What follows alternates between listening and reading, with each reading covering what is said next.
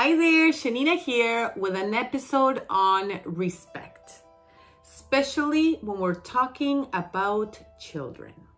So respect is when you take that person's feelings, wishes, and desires into consideration. That is true respect. And we demand respect from other people, and especially for children. But do we model respect? Do we treat them in the same manner that we want to be treated? Now that is the question. It doesn't matter how young they are. They can be a baby, they can be a toddler, they can be a teenager. It's very important to model that respect. So one of the most important things is to understand yourself and what you need when you're triggered. And then you can understand better others, and especially your children, and what it is that they need when they're triggered. So number one, this is universal. We all need to feel respected.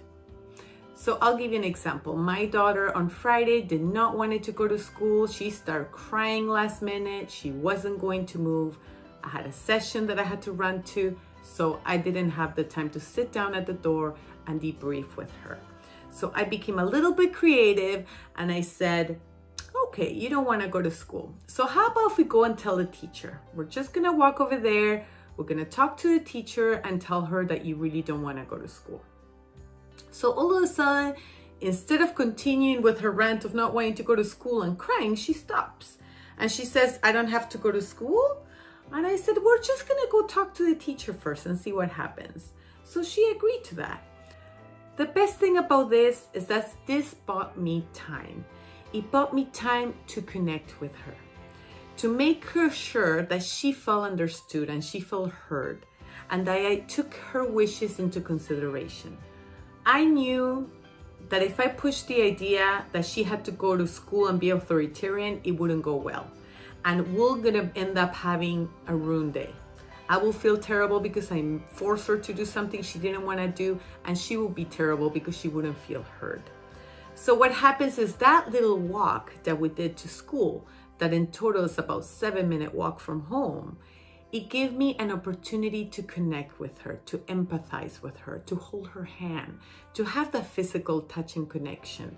Because unless I can get into her world and give her the comfort that she needed at the time, that wouldn't have gone anywhere. So by the time we got to school, we were able to have a bit of a conversation and we were able to hold hands. And then as soon as I got to school, I went down on the floor and I gave her a big hug and I just held space for her. And it took about 20 seconds of her to pull back and say, you know what, mommy, I think I'm gonna go to school today. Giving her that space to be able to process those feelings that she was feeling and also don't rescue her from those feelings is what ultimately got me what I wanted, which was her to go to school, and got her the understanding and respect and empathy that I will listen to her and not force her into doing something she wasn't comfortable with.